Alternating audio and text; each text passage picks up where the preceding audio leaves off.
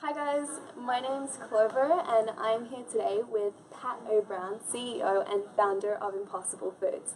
So part of my role at the company is to answer your many comments and questions that come through to us on social media and also to our email hello@impossiblefoods.com. And we thought it would be a really neat idea to actually answer some of those questions here on Facebook, and who better to answer them than Pat himself. So this is going to be the first of several segments, each with a different kind of theme. And so today we're going to be focusing on you, Pat, and getting a bit more insight into who you are and what your life looks like. So without further ado, our first question for you: what does a day in the life of Pat look like?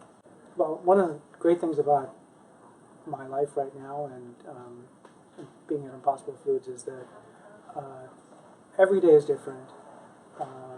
It's completely unpredictable what problems I'll be working on and what things will come up. But it's almost always fun, and the great thing about it, and without trying to be too corny about it, is I just feel like I have the greatest bunch of people to work with. And when I started the company, I thought, I loved the job I was doing before. It's the best job in the world, and it was going to be a bit of a sacrifice to work on just one project and do that great job. But actually, it turned out to be fantastic because not only do I love the project I'm working on, but seriously, I feel like I love to come into work because I'm surrounded by people that I love, and it doesn't even matter if it's a bad day, because I've just got great people to work with. I mean, it sounds cheesy, but that's really true. Apart from that, it's extremely variable, but typically once I get up, I usually spend like an hour and a half or so just catching up on whatever accumulated things have wandered in during the night, and then come into work, spend some time at scheduled meetings, some of them related to business, some of them related to R&D, a lot of times just informally talking to people. And then at the end of the day, I try to get in a run somewhere on a trail outside of work. If I don't do that, I'm very difficult to live with at work or at home. And yeah, there you go. And then I know that you're known as an absolute optimist when it comes to day-to-day things. And so in the grand scheme of things, how did you overcome some of the greatest obstacles in your life?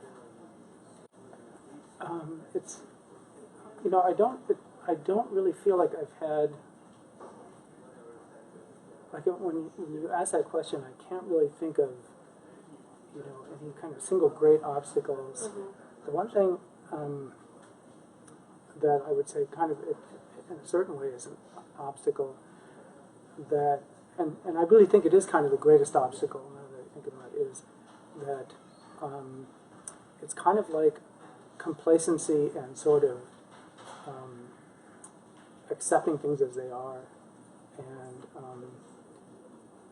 like for the things that I've done that I think matter, like this being kind of on the top of the list for me, Impossible Foods, that it's very easy to not see a big problem that's really pervasive. Just because it's so pervasive, it just seems like this is just reality. This is just the way it is. And for most of my life, that was the way I felt about what we're working on now. That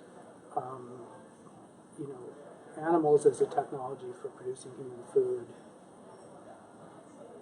I didn't even question it. It was just, it is the way it is. I didn't love it, but I just felt like whatever. But seeing it, recognizing it as a problem, and realizing that, getting over that obstacle of actually seeing that this isn't just the way the world has to be, but that the world can be completely different. It doesn't have to be this way. is hard. And I'm sure there's like a million things like that right now that are big problems that I should be working on that I don't even see yet, you know. But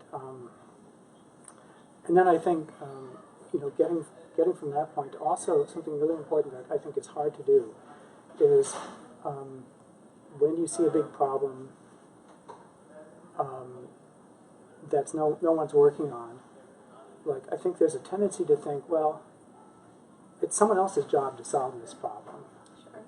Like, you know, I'm completely, like, for what I'm doing here in Impossible Foods, like, I am far from qualified to be doing this. But, except for one really important thing, which is that I decided it was my job to fix it. And, like, I feel like that's something that's true for, like, a lot of really hard, challenging problems, is that especially if there's not, like, something that's handed to you, is that is realizing that for most, you know, really big problems in the world, it's your job as much as anyone else's to solve them. And it's also hard to take the weight of that responsibility onto your shoulders.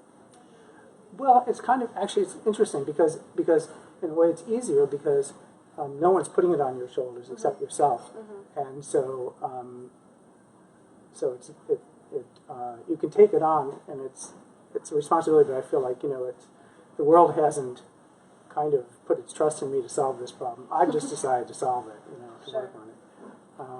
And so Impossible Foods is just one of many of the successes in your life.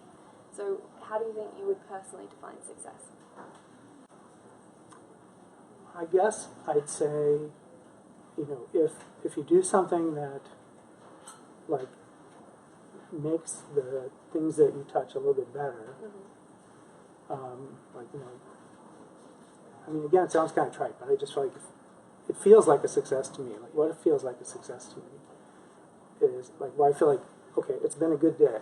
Like, where I actually feel like, okay, I've made the world that I touch a little bit better than it was, you know, before. That feels like success to me.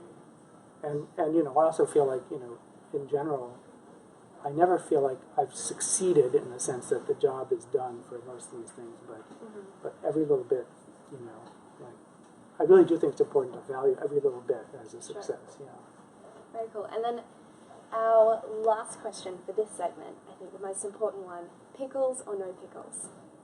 Oh, pickles for sure. Pickles. Okay, sorry. More pickles, please. More pickles. Okay. Fantastic. So thank you so much for sitting down with us, taking the time to do that. Big thank you to all of our followers as well. Continue to send us comments, questions, and also future suggestions for our upcoming segments. Awesome. Thanks, guys. Oh yeah, I forgot to look at the camera. Yeah, sorry. No problem.